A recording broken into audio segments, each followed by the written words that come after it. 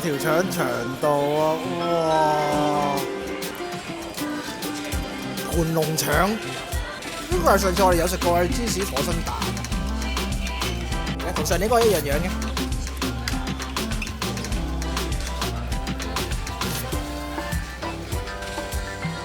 哇！日輪咁樣，好帥氣啊！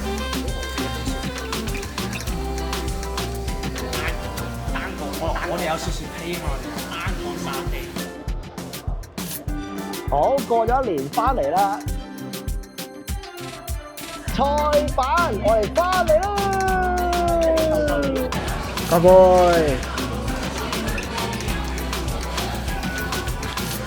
呢條粉腸又要反面又要焗咁樣樣，咁麻煩，一定好好食。哇！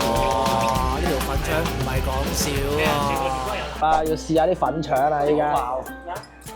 啊！條粉腸咁可惡，蒜片粉腸啊！啲粉腸蒜醬，好耐。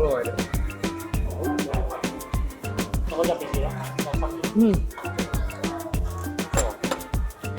不一樣嘅粉腸。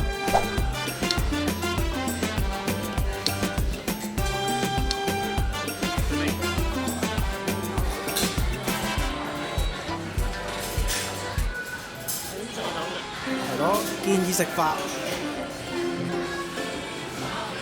哦，原來是這樣子。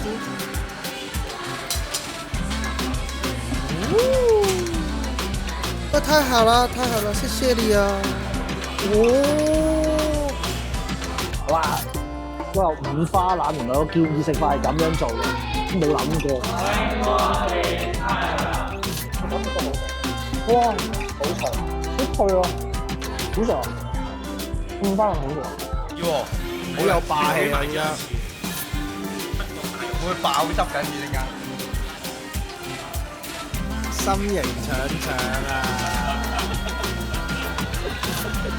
！OK 啦，謝謝你啊！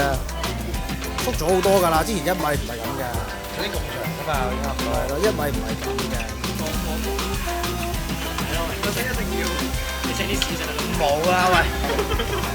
哇，好靚喎呢個。食物看獨居。我覺得好帥氣啊！呢個太有型啦！隔咗一年之後嚟翻菜版呢度食咧，質素依舊啊，簡直係正到冇朋友啊！服務又好喎，而且埋單都係200幾蚊一個人啫。最終幫我哋宵夜個小哥仲問我係咪做油管嗰啲，可惜我唔係咁識普通話，答唔到太多啦。總之有緣就有機會再見啦。拜拜啦，拜拜。